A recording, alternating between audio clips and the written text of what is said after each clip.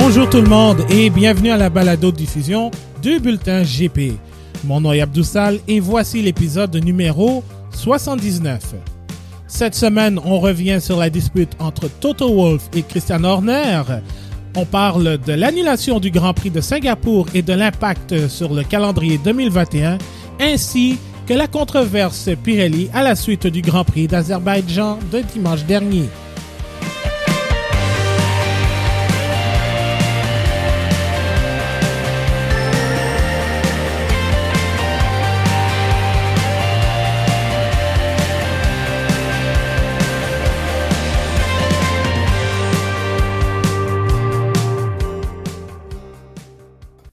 Bonjour ou bonsoir, peu importe où vous êtes, bienvenue à ce nouvel épisode du Bulletin GP. Alors Abdoussal avec vous et cette semaine, je suis en compagnie de Ana Maria Mercado Lopez. Salut Ana Maria.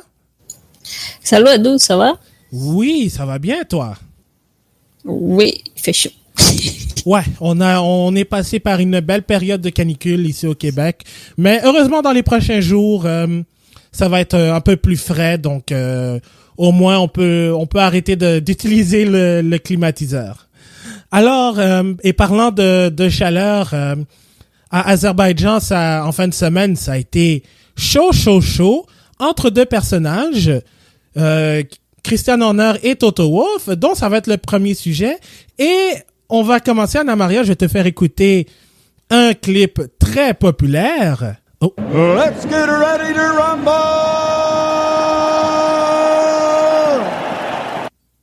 Eh oui, parce que on va parler de Christian Horner et de Toto Wolff, parce que si on a eu le combat entre guillemets entre Floyd Mayweather et le YouTuber Logan Paul en fin de semaine, nous, dans notre côté en Formule 1, on a eu un combat verbal entre Christian Horner et Toto Wolff. Évidemment, ça a été surtout en lien avec cette histoire des ailerons flexibles qui sont soit est-ce que c'est légal ou pas. Évidemment, Toto Wolff dit que les ailerons arrière flexibles de Red Bull sont apparemment illégales. Christian Horner se défend et disons que ces deux-là se sont envoyés de beaux mots, puis ça remonte pas seulement que cette fin de semaine. Par exemple, je pense qu'il y a quelques jours, Christian Horner n'a pas aimé que Toto Wolff critique son écurie publiquement après les contre-performances de Monaco et Bakou. Soyons honnêtes, c'était pas la performance espérée pour une équipe championne du monde. Concernant l'histoire des ailerons flexibles, Toto Wolff a traité Horner de windbag, en français, de moulin à parole. Et ça, c'est surtout suite à des menaces de contestation avant ou pendant le Grand Prix d'Azerbaïdjan pour dire est-ce que c'est légal ou non. Et en réplique à cette insulte de moulin à parole, Horner a dit à Wolff de se la fermer et de faire attention à son aileron avant, laissant présager que peut-être que l'aileron avant est illégal aux yeux de Horner. Et il faut remonter, entre autres, à il y a quelques semaines de cela, en avril, quand Horner et même Zach Brown de McLaren ont dit que ils voyaient Max Verstappen et George Russell chez Mercedes en 2022 et Toto Wolff a dit que ces deux-là ne répandent que des conneries. Et en décembre 2020, Christian Horner a suggéré que Toto Wolff s'est servi de George Russell pour faire pression sur Lewis Hamilton quand ce dernier a contracté la COVID-19 et que Russell a pris le relais et a presque gagné le Grand Prix de Sakhir. Et voilà, donc ça c'est une des nombreuses ripostes entre ces deux-là. Donc Ana Maria, je te pose la question, est-ce que c'est de la guérilla mentale ou bien ce sont des trucs de cours d'école d'après toi? Mais je pense que c'est normal, mais parce que aussi, c'est la première fois qu'il est en position de pression. Avant, tout était parfait de son côté, mais je pense que Toto Wolff n'a pas trop mesuré qu'est-ce que Red Bull il peut répondre tout le temps. Parce qu'ils ont fait la même chose avec Ferrari, tu te rappelles, avec les moteurs 2019. Oui, le moteur 2019. Oui, c'est ça que Toto Wolff il parlait beaucoup parce que c'est lui qui était le moulin à parole. Il parlait beaucoup, il lançait des accusations, mais quand c'est passé, c'est ça qu'on était un peu surpris parce que Binotto, il était pas trop bavard. Ouais, Binotto, c'est il juste le laissait parler tout seul. C'est ça. Mais ça marchait de côté Mercedes parce que la FIA, il fait son intervention.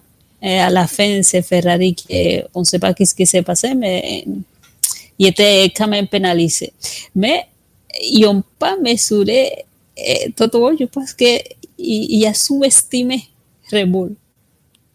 Ouais. Parce qu'il a commencé à lancer des accusations à cause des ailerons, mais de toute façon, de côté de Red Bull, il répond, il dit on est prêt, mais il faut le temps pour faire les tests parce que quand même, ils ont fait les tests de l'aileron pour tout le monde. Oui. Mais juste la FIA a décidé de changer la façon de faire son test. Fait qu'ils soumettent l'aileron, ils vont le soumettre à plus de poids pour regarder combien il est capable de flexionner. Mais tu sais, il faut que l'aileron soit prêt aussi parce que si tu mets plus de poids sur quelque chose qu'avant tu mettais moins, c'est sûr que le résultat c'est pas pareil. Et ça peut donner un avantage aérodynamique assez important. Et je comprends. Mais oui, ça peut donner, mais je comprends, mais tu sais, il était déjà là l'année passée. C'est sûr que cette année, Mercedes, il conteste, c'est parce que Red Bull est trop proche. Ouais. Parce que sinon, ça ne les dérange pas. Mais aussi, il faut prendre en compte que ce n'est pas juste Red Bull, c'est Ferrari, Alpine, oui. Alfa Romeo aussi, je crois. Alfa Romeo, il y a 4 équipes qui sont dans le même bateau. Ouais. C'est juste qu'on parle on parle de Red Bull parce que c'est Red Bull, c'est lui son rival. Mais c'est ça que je pense, oui, c'est normal. Il essaye de faire comme il fait avant avec Ferrari.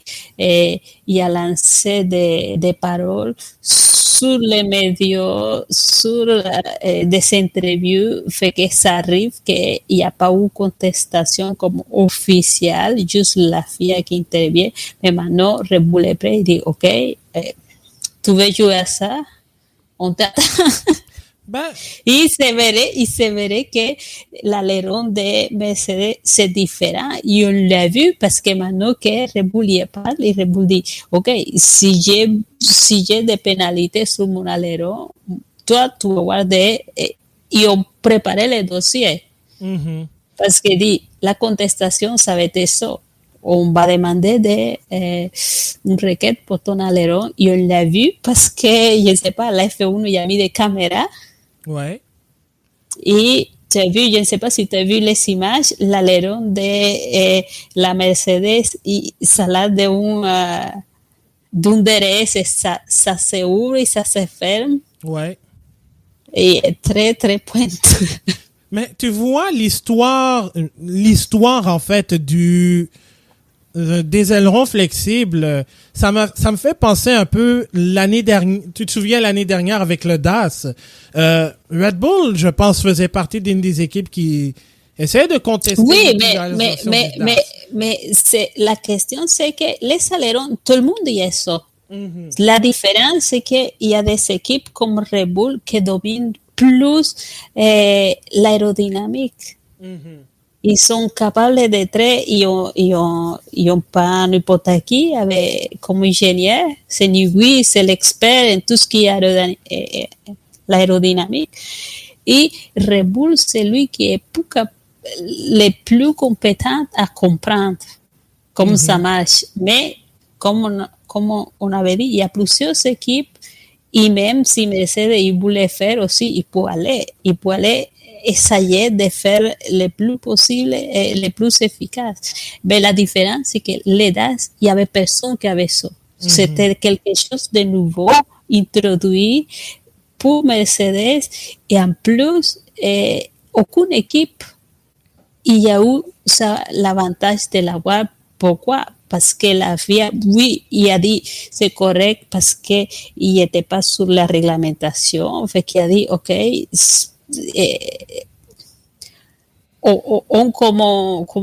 OK, on dit à Mercedes, oui, vous pouvez le garder, mais c'est interdit l'année prochaine. Qu'est-ce qui se passe? Il empêche tout le monde de développer ça parce que personne pour le faire pour les mêmes pour tout de suite et ils vont pas gaspiller pour l'année prochaine parce que l'année prochaine il était illégal. C'est pas la même chose.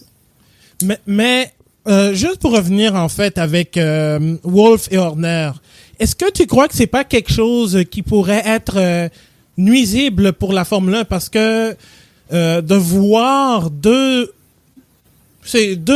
directeurs d'écurie s'envoyer des insultes au fur et à mesure pendant un week-end de Grand Prix, alors que l'action se passe en piste. On a un beau duel entre Lewis Hamilton et Max Verstappen en piste, assez propre, ça joue du coude, mais mais en arrière-plan, c'est Wolff contre Horner. Non, mais c'est quand même bien. C'est une belle rivalité. Ça fait parler, oui, il y a la rivalité en piste, mais il faut que personne se laisse faire aussi. Et ils sont pas non plus en train de se dire des mouvements, de se chicaner pour verrer comme ils font en NASCAR. Ouais, NASCAR, c'est autre chose. Oui, c'est ça. NASCAR, le directeur d'équipe, ils vont pas se parler. Ils vont aller dans le garage de l'autre, ils vont se donner 3 coups ou quelque chose comme ça. C'est pas pareil. Et je pense pas que ça nuit le spectacle parce que c'est ça qu'on cherche, la rivalité. Et je pense que c'est moins pire que la chicane qu'il y avait avant entre, disons, Red Bull et Cyril Abiteboul qui répondait tout le temps. C'était pire. Il y avait... Ouais. Non, Horner contre Abiteboul, ça c'était autre chose. C'était plus à l'interne parce que c'était... Oui, mais on savait tout ça. Ça parlait partout. Ils se regardaient. Même il y avait des signaux des fois, la caméra quand ils se watchaient et tout. Ben, c'est ça. Ça, c'est Drive to Survive qui est en train de se lécher les doigts parce que, avec ce qui se passe entre Horner et Wolff, il pourrait carrément faire une série complète sur les deux. Ça pourrait être facilement 10 épisodes de Horner et Wolff qui s'envoient promener et comme Lewis Hamilton et Max Verstappen l'ont dit à la blague, ça pourrait carrément être un combat de boxe aussi. Et personnellement, je paierais même le double de ce que je pourrais voir entre Logan Paul et Floyd Mayweather. Au moins ce serait plus réel qu'un combat amical. Et avec moins d'argent compte aussi. Non, je pense que c'est pas mauvais non plus. Il a dit, c'est ça il est bien, parce que il dit, quand même, c'est Hamilton et c'est Toto Wolff qui ont commencé à montrer des doigts à Red Bull. À la première, deuxième course, Hamilton il a dit, ils ont quelque chose d'étrange sur l'aléron et après c'est Horner qui répond, oui, mais lui il connaît pas ça, c'est son boss qui a dit quelque chose et c'est là que tout se déclenche. Ben ça et c'est où, c'est ça ce qu'il dit, mais c'est la guérilla mentale. Toto Wolff il a sous-estimé Red Bull ils sont plus capables de répondre que Ferrari maintenant. Ben, c'est ça, mais est-ce que c'est parce que Mercedes est sous pression maintenant que Red Bull est capable de compétitionner, puis on l'a vu. Oui, il y a Verstappen, mais il y a Perez aussi qui est là. Donc, au moins, Red Bull a un peu plus peut compter sur 2 pilotes. Et au moins, eux, contrairement à Ferrari, ils sont capables de rester constants, de ne pas s'aborder 2017-2018. Donc, oui, c'est ça. Et tu as vu les gestes aussi. Quand Pérez il était devant Verstappen, tu te rappelles la 12e course, je pense. Ah non, à Imola. Ouais. Et à Imola, Pérez, en qualification, il a fait P2. Oui. Tant que Verstappen a fait P3, et tu as vu comme Hamilton, il félicitait à Pérez, et après c'était Toto Wolff, il était tout le monde comme, ok, très, très accueillant, et vers Pérez, comme en disant à Verstappen, regarde, il t'a gagné, mais après la course, c'était autre chose, parce que c'est Verstappen qui domine. C'est Verstappen qui a dominé. Et c'est ça, c'est une guerre mentale, en fait. Parce que Red Bull, comme je l'ai dit, maintenant qu'ils ont enfin une voiture pour rivaliser, alors que tout le monde disait qu'en 2017, ils allaient être l'équipe qui va profiter de la nouvelle génération de voitures plus larges, évidemment plus large, plus fonctionnel en manière aérodynamique. Puis ça n'a pas été ça. Ils ont eu des problèmes de moteur et tout. Ensuite, oui. Ça a été la transition avec Honda. Donc ça a été un long retour vers le sommet pour se battre pour des victoires. Et même l'année dernière, et je me souviens, presque à pareille date, on se disait, on va enfin avoir un duel Verstappen contre Hamilton pour le championnat. Puis dès la première course, abandon. Et ensuite, ça a été Mercedes qui a dominé tout au long. Et même, je pense, la dernière course de la saison à Abu Dhabi, c'était peut-être une indication que Red Bull était prête pour 2021. Ouais. Et tu vois, Red Bull est prêt, ils sont concentrés, ils continuent à faire de bons travail, même si des fois, Pérez n'était pas là quand il y avait besoin, mais tu vois, à Monaco, ça s'est passé très mal pour Mercedes. Et on était habitué à rouler en avant. Ouais. Parce que quand il y a eu des problèmes, il y a tout qui n'a pas marché, il y a même fait des mauvais stops. L'équipe, ils ont commis des erreurs. Même Hamilton à Monaco, s'il disait, je n'ai pas commis d'erreurs, mais quand même, il n'a pas réussi. Lui, il n'a pas réussi à mettre un bon tour sur la voiture. Et ici, à Bakou, il disait, Toto Wolff, c'est pas grave, on revient à un circuit plus convivial pour Mercedes, ça va y aller. Et c'était la catastrophe. Regarde, Bottas n'était même pas là. Et Hamilton, et même il y avait un drapeau rouge, mais de toute façon, Hamilton, il n'était pas très confortable non plus. Et tu vois, ils ont essayé de jouer le jeu psychologique avec Red Bull, mais ça se retourne contre eux. Parce que c'est lui qui a commis l'erreur, c'est Hamilton.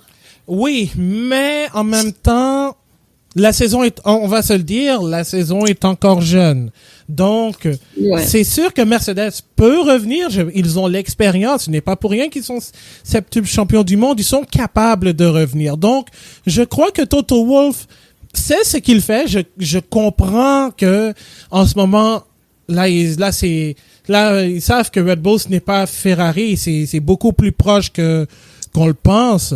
Mais j'ai l'impression que Toto Wolff, d'accord, il regarde ce qui se passe chez Red Bull, mais il essaye quand même de garder le cap avec Mercedes. Là, ils ont un petit problème qui s'appelle Valtteri Bottas, qui ne connaît pas un bon début de saison actuellement. Mais c'est pas juste Bottas, à Bakou, il était les deux pilotes, parce qu'à Hamilton, il était...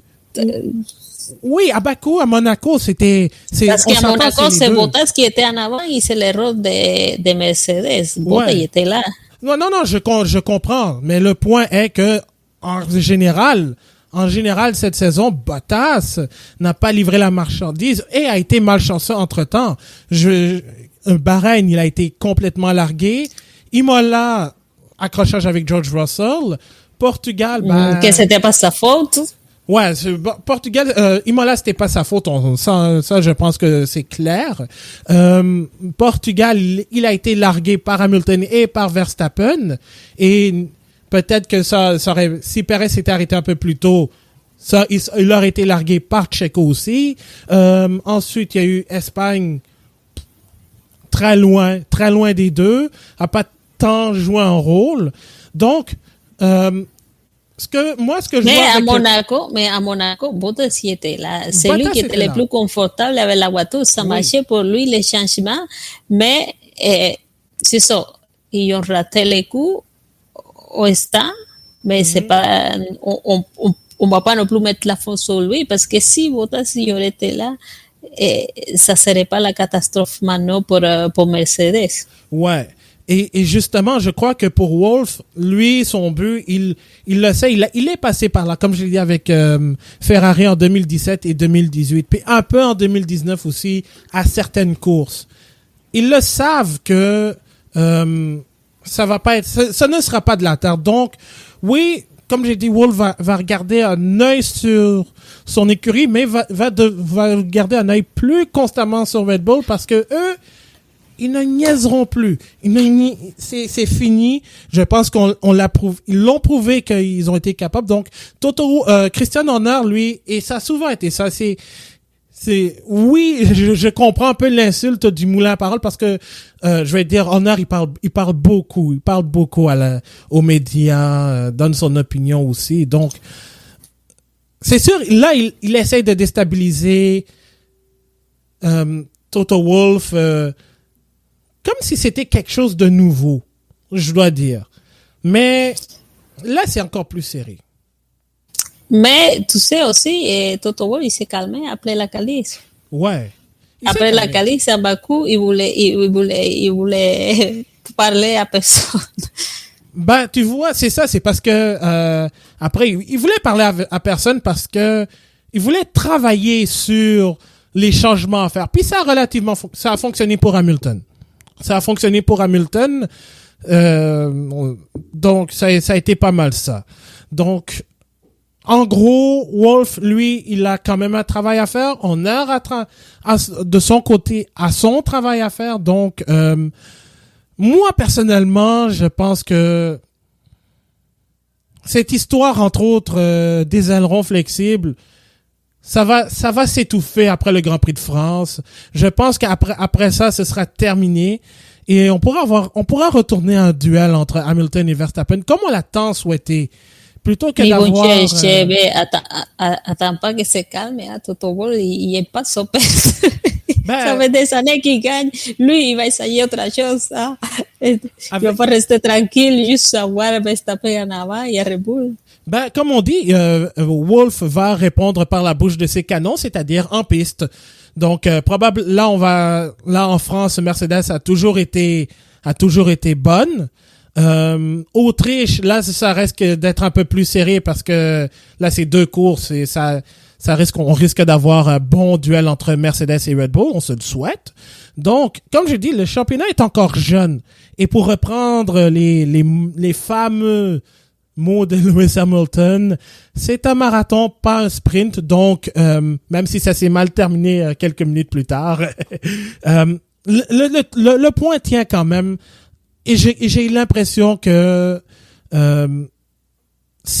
pour leur santé mentale, pour leur cœur aussi, ils devraient essayer de se concentrer un peu plus sur les défauts à faire. Mercedes doit rebondir sur leur mésaventure de Monaco et de Bakou. Red Bull doit continuer à être constant comme ils l'ont fait quand ils ont dominé la Formule 1 entre 2010 et 2013. Alors, moi, personnellement, c'est bien beau la guerre des mots jusqu'à aller au combat de boxe, mais à un moment donné, il y a un championnat en piste à se faire, donc ils doivent rester 100% concentrés parce que une simple perte de concentration, puis tout peut dérailler. Là, heureusement, il y a 26 points entre Red Bull et Mercedes et 4 points entre Verstappen et Hamilton. Je crois que les deux devraient à moins qu'on découvre quelque chose de super important avec les ailerons flexibles et que ça revienne, moi je pense que après France, Autriche, ça devrait se calmer. Je me le souhaite. Oui, il faut faire attention parce que si Pérez continue à performer, ça va être pire pour Mercedes parce que aussi on a eu la chance que Pérez n'était pas trop là en avant, mais que maintenant si commence à être confortable en avant, c'est là que ça va faire mal. C'est vrai. C'est bel et bien vrai. Puis donc, j'ai hâte de voir ce qui va se passer au cours des prochaines semaines avec Christian Horner et Toto Wolff. On va passer maintenant au deuxième sujet. Une nouvelle qui, personnellement, me fait vraiment mal. Autant que... Parce qu'en plus, c'est supposé être la semaine du Grand Prix du Canada.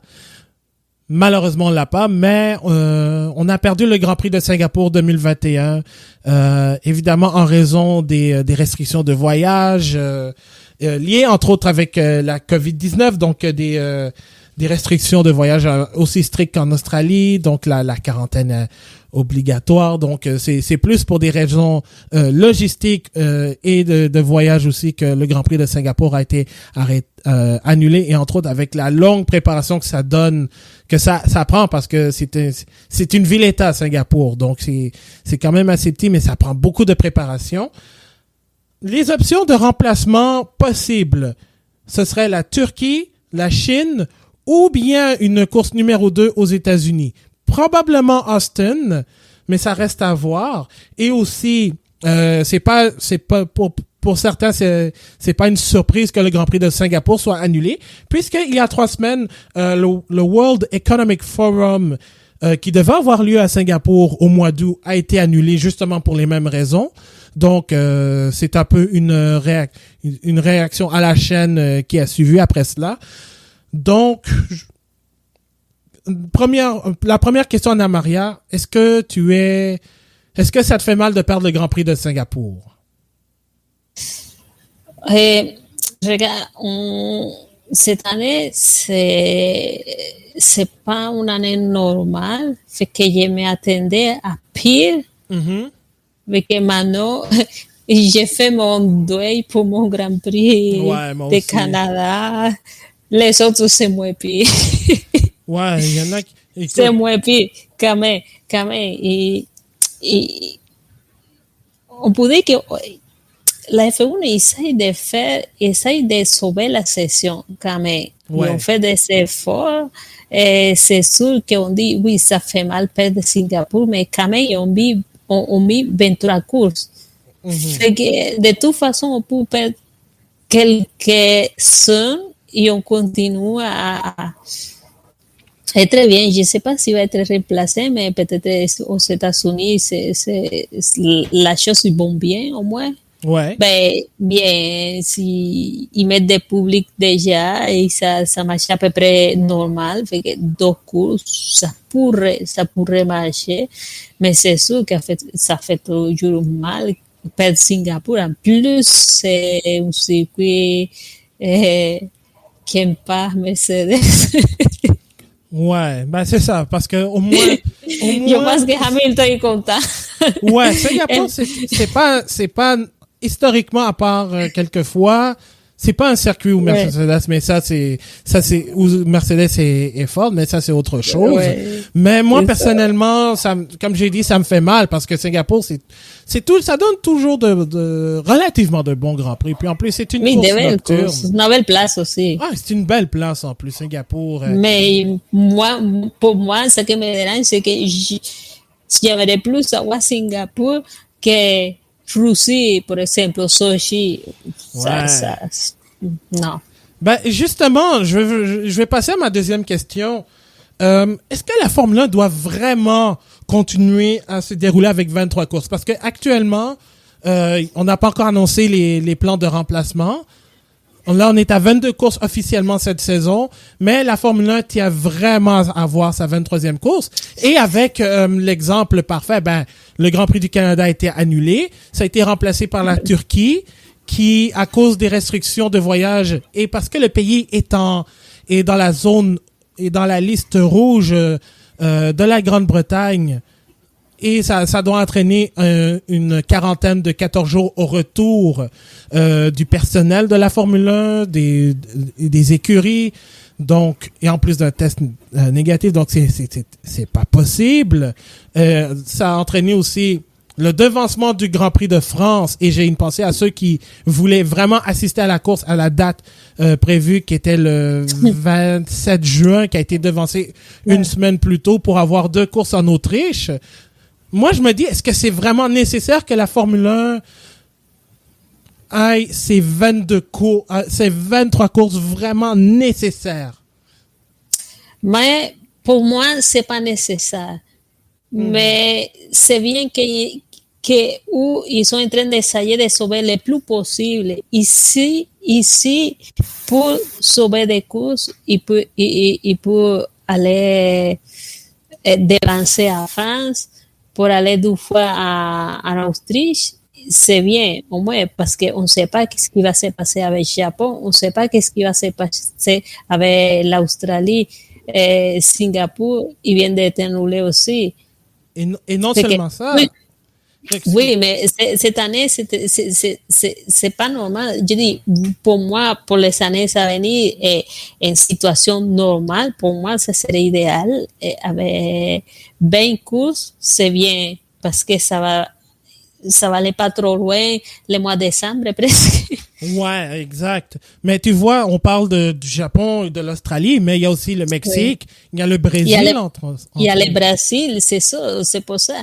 Pour ça, ça me dérange pas maintenant si la France y était devancée, si on fait le maximum pour rouler et faire des courses tant qu'il peut, c'est bien. Pourquoi? Parce qu'il y a encore des inconnus. Des choses qui peuvent arriver, qui ne peuvent pas arriver, parce que c'est ça, Brésil, c'est pas clair. Et Mexique, même s'il continue à dire que oui, c'est pas clair non plus, le circuit continue à être un hôpital, les choses ils n'améliorent pas. Et à Japon, on ne sait pas, on attend les Jeux olympiques et on va voir qu'est-ce qui va se passer. Et l'Australie, ils n'ont pas fini les travaux. Il y a des choses qui n'ont pas commencé non plus, parce que c'est autre inconnu, parce que où il dit, on va voir, c'est pas garanti. Et puis, tu vois, je comprends aussi, parce que il y a Motosport, il y a le site motosport.com qui a publié, je pense, au cours des dernières heures, un très bon article sur pourquoi la Formule 1 essaye de sauver son calendrier de 23 saisons. Évidemment, il y a le côté télédiffusion, parce que il y a eu des renouvellements de contrats, donc ils veulent essayer d'avoir au minimum 20 courses, mais peut-être 20 courses, ça peut arriver, je pense. Motosport dit, par contre, on devrait pas trop se tenir sur ce chiffre magique de 20 courses minimum, parce que ça ne va pas trop être payant en quelque sorte. Il y aura pas plus d'argent reçu et tout s'il y avait 19 courses. Déjà, la Formule 1 a eu un excellent audace d'organiser 17 courses l'année dernière dans une année horrible. D'abord, d'abord, c'était 8 courses pour que ce soit un championnat du monde. Ensuite, on est allé à 15 minimum. Puis, on a réussi à en voir 17. Et juste, à titre informatif, le Grand Prix de Bahreïn, qui a été la première course de la saison, le Bahreïn se retrouve actuellement depuis hier, en fait, depuis mardi, dans la zone rouge de la Grande-Bretagne. Donc, actuellement, et même Abu Dhabi se retrouve dans la liste actuellement, et qui est la dernière course de la saison. Donc, en espérant que la situation se porte mieux. Mais si c'est la dernière, c'est pas grave. on peut sauter. Abu Dhabi, ça aurait été ça veut dire ça sauve 2 heures de sieste. Ça veut dire non, mais Abu Dhabi, s'il y a des restrictions à Grande-Bretagne, et c'est la dernière course, bon, c'est pas grave, ils vont juste rester un petit peu plus pour les tests, et c'est ça. Après, il n'y a pas de course. Moi, non, c'est ça. En ce moment, c'est les vacances, que chacun ils mettent les voiles dans son pays. Et puis, et surtout, je pense le Grand Prix qui risque probablement de disparaître si tout continue de mal aller, c'est le Brésil. Déjà qu'ils ont eu l'audace d'accueillir la Copa América au soccer, alors que la situation ne va pas mieux, alors que l'Argentine s'est retirée. Et Colombie aussi. Ouais, la Colombie aussi.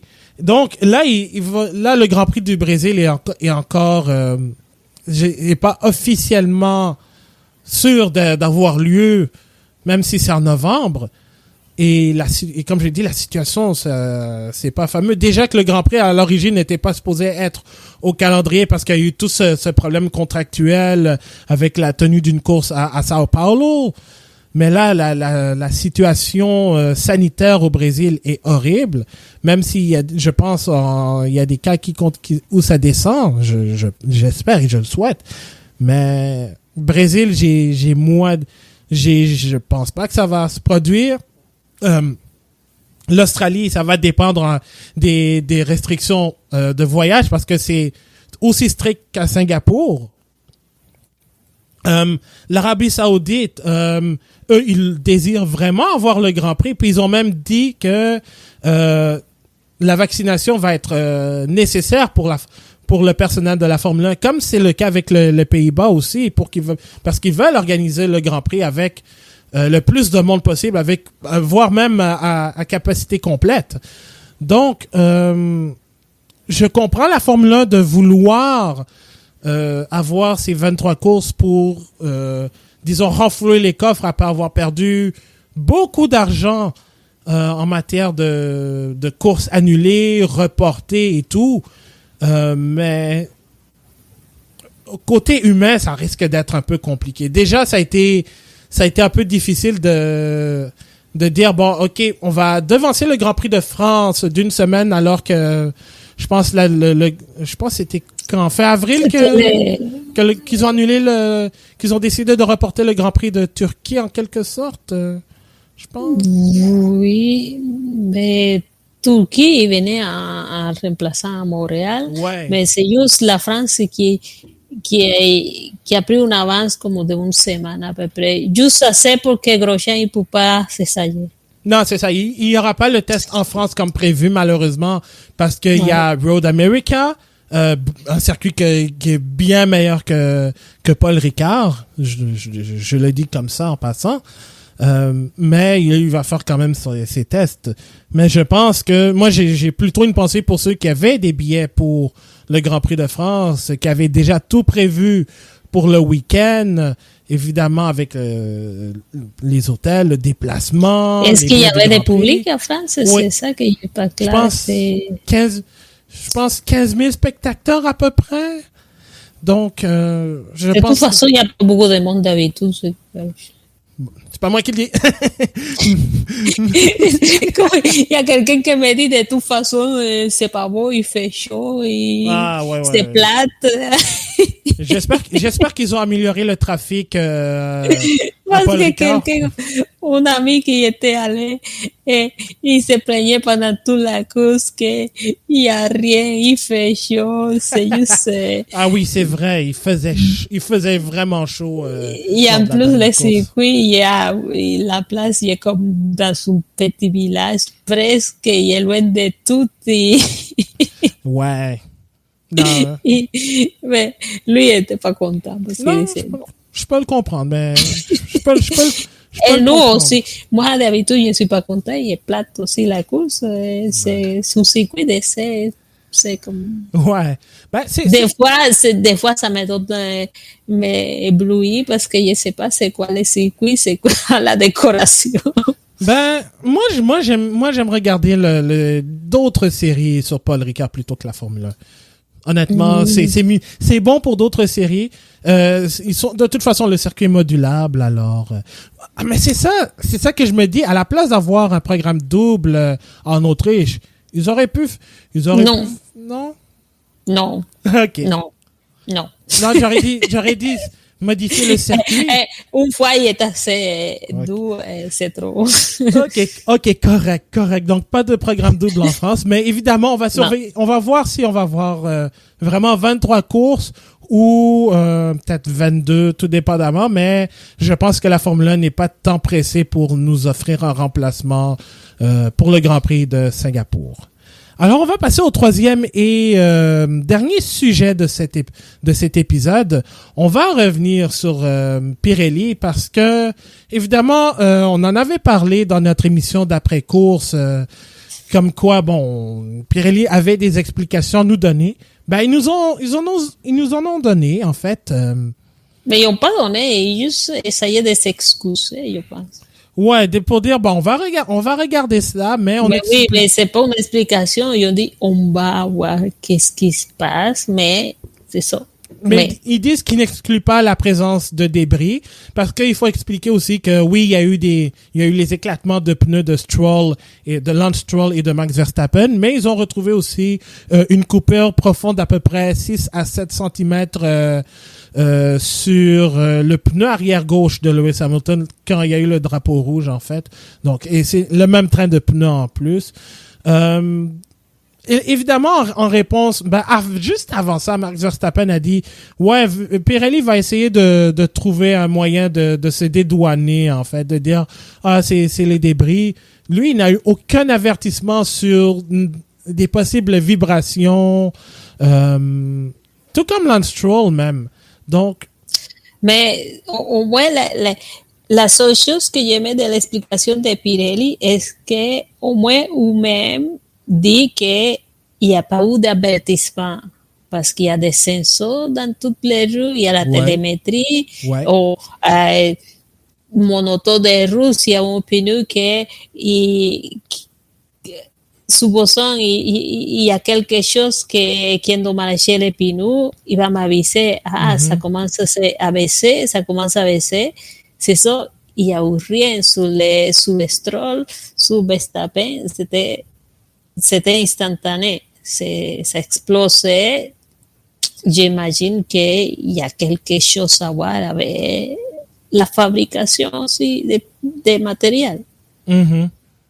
Mais c'est au moins, ils ont dit, il n'y avait pas d'avertissement parce que tu sais, des fois le monde dit, c'est Stroll qui éclatait, mais souvent c'est Stroll. On a même pensé que quand la course commençait, il y avait une petite touche, il y avait Mick Schumacher, ils sont presque touchés. Et après, non, c'est peut-être qu'il a touché les murs, peut-être qu'il a touché ces choses, mais on cherche l'erreur sur les pilotes. Mais quand c'est Verstappen qui éclate, c'est plus difficile à dire à Red Bull, regarde, c'est ton pilote qui a fait une erreur. Parce qu'il faut quand même préciser que même si Stroll et Verstappen ont eu leurs accidents avec plus de 30, respectivement 30 et 34 tours complétés avec la gomme dure, Lando Norris, lui, il a fait 41 tours avec la gomme dure.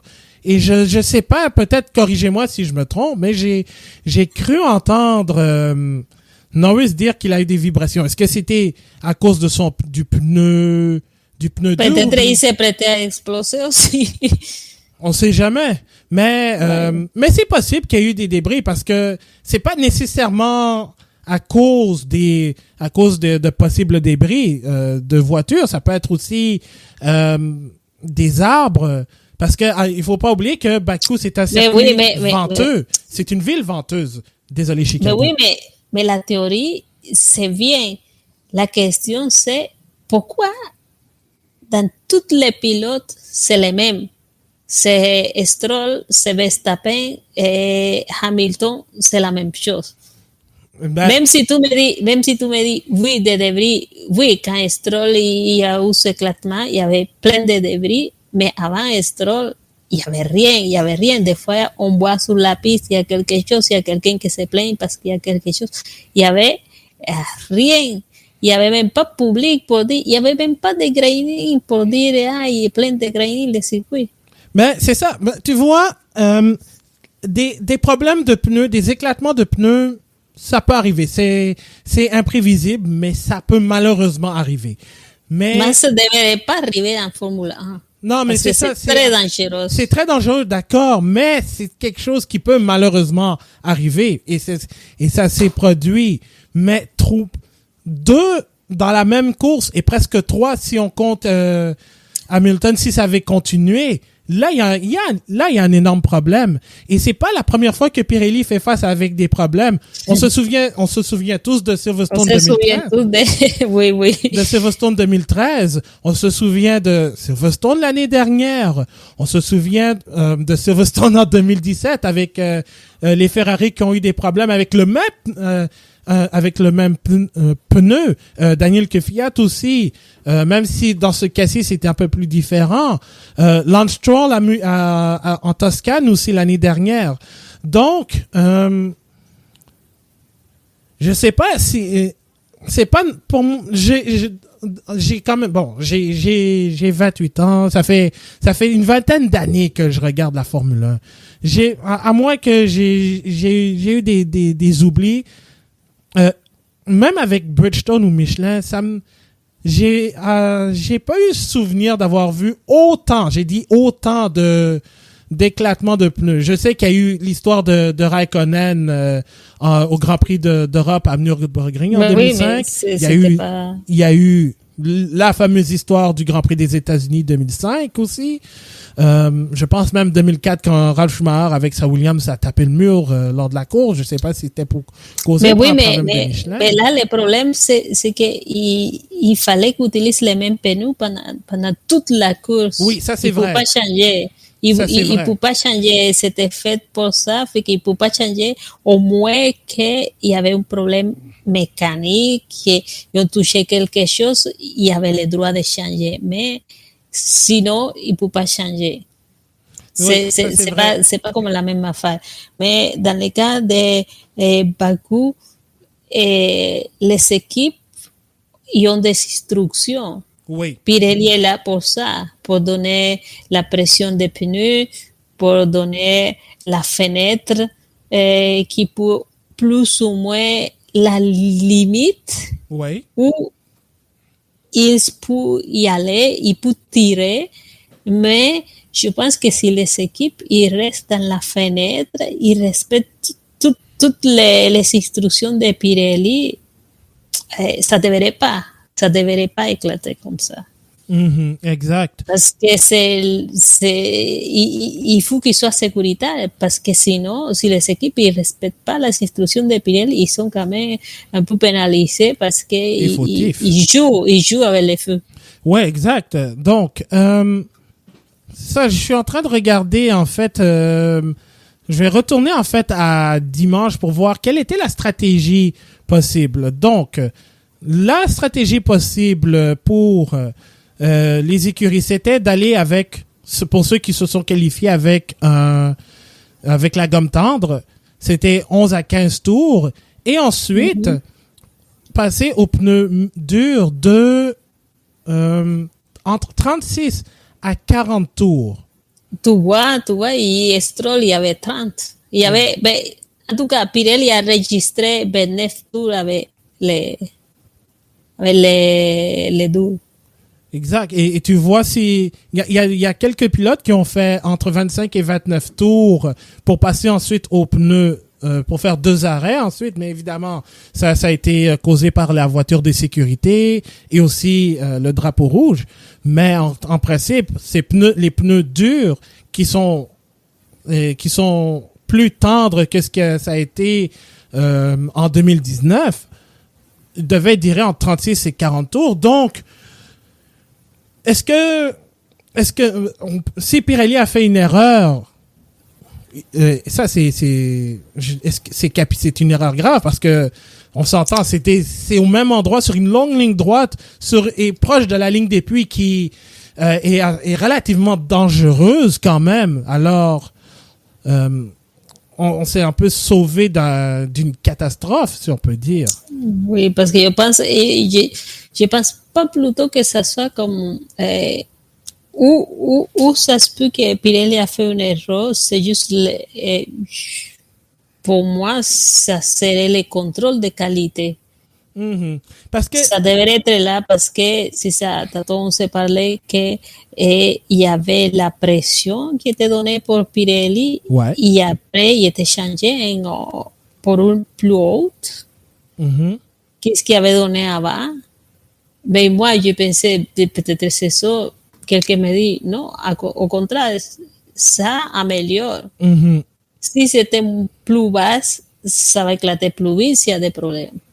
Ben, tu vois, Stefano Domenicali aussi a dit un peu son mot. Évidemment, il comprend la frustration de Max Verstappen, mais évidemment, il fallait s'y attendre.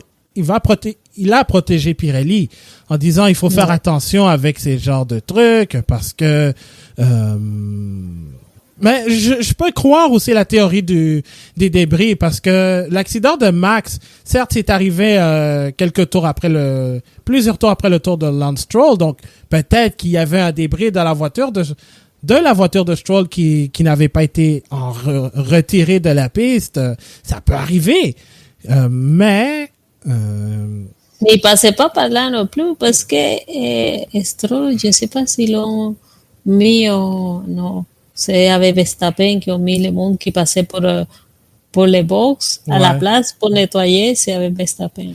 bah, c'est possible, mais moi je pense que Pirelli a besoin d'être transparente pour la sécurité des pilotes et pour la confiance des gens parce que probablement que après ce qui s'est J'achète passé, pas Pirelli.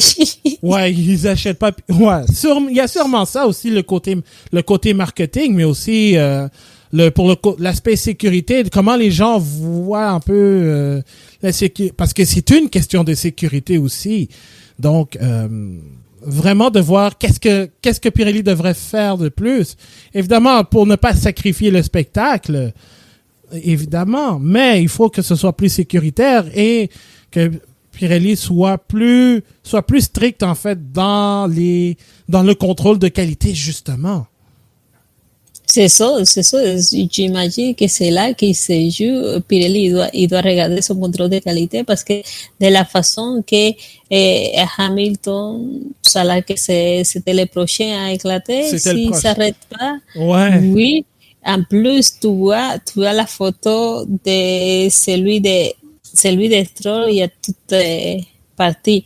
Mais celui de Verstappen, tu vois les trous, tu vois comme qui a éclaté. Ouais. Ça n'a pas l'air quelque chose qui a cassé. Ça a l'air que... Ça a éclaté comme ça, peut-être. Oui, c'est ça. Parce que quand tu vois ça, les photos, tu dis, mais il y a bien des choses à regarder. C'est ça. Donc, moi, ce que j'ai hâte de voir, c'est que j'espère que d'ici le Grand Prix de France, nous allons avoir une explication concrète. Une explication, mais ça change rien pour ce que va avoir dans la course de France parce que les pneus sont faits à l'avance. C'est comme 3 Ouais. mois à l'avance, ils sont déjà fabriqués, ils sont déjà faits. Tout ce qu'ils peuvent faire, c'est des changements dans les pressions Ouais. ou des changements, disons, décider à la place de dire, ben, on va donner une fenêtre de 40 tours, on va donner 30, on va la baisser pour que ça soit sécuritaire. Ouais, exact. Donc, moi, j'ai justement vraiment hâte au Grand Prix de France pour voir, est-ce qu'on aura une réponse transparente de Pirelli ou bien essayer de se déculpabiliser. Ben, on verra ça. Je pense pas que Red Bull il va demander des réponses assez. Ben, non Sont seulement Red toujours, Bull. Non seulement Red Bull, mais je pense que Lawrence Stroll va demander des explications. Ah non, tu voyais que pendant l'arrêt avec Verstappen, ça parlait Omar et Ouais. Mario Isola. Je disais, oh, pauvre Mario. C'est une grosse journée pour lui. C'est une grosse journée. C'était une grosse journée pour Mario Isola et j'espère que d'ici là, on n'aura pas d'autres problèmes. Non. Alors, c'est ce qui complète cet épisode du Bulletin GP. Alors, normalement, on va revenir la semaine prochaine pour un autre épisode et je vais vous donner le sujet tout de suite. On va parler des propos que Lewis Hamilton avait tenus il y a quelques semaines, à savoir que la Formule 1 est un club de millionnaires, un boys club, billionaires club.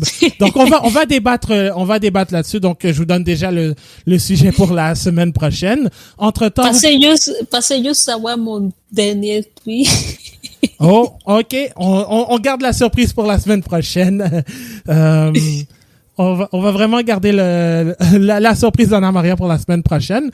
Mais entre-temps, vous pouvez nous suivre sur nos réseaux sociaux, Facebook, Twitter et Instagram @lebulletingp. Évidemment, nous avons notre site bulletingp.com pour lire les chroniques. Vous pouvez réécouter les épisodes de podcast précédents, non seulement sur notre site, mais aussi sur toutes vos plateformes de podcast préférées. Puis n'hésitez pas à communiquer sur nos réseaux sociaux pour exprimer votre accord, votre désaccord, vos critiques, ou bien même pour dire que qui va gagner l'Euro, ou bien si Canadien va passer. Canadien la Copa América, si Povere va jouer. Ah oui, exact. Faire des liens entre la Formule 1 puis le foot, le hockey, le soccer. Donc, n'hésitez pas, on est présent sur les réseaux sociaux. Alors, Anna Maria, merci beaucoup d'avoir été là. Non, merci à toi. Toujours apprécié. Et puis, évidemment, on salue Marc-André et Brian et Jean-Sébastien qui nous écoutent aussi, peu importe où ils sont. Puis, on vous remercie encore de nous avoir écoutés. Alors, on se retrouve la semaine prochaine pour un autre épisode du Bulletin GP. Mon nom est Abdoussal. On continue toujours de rouler avec le Bulletin GP. Et surtout, prenez soin de vous. Salut tout le monde!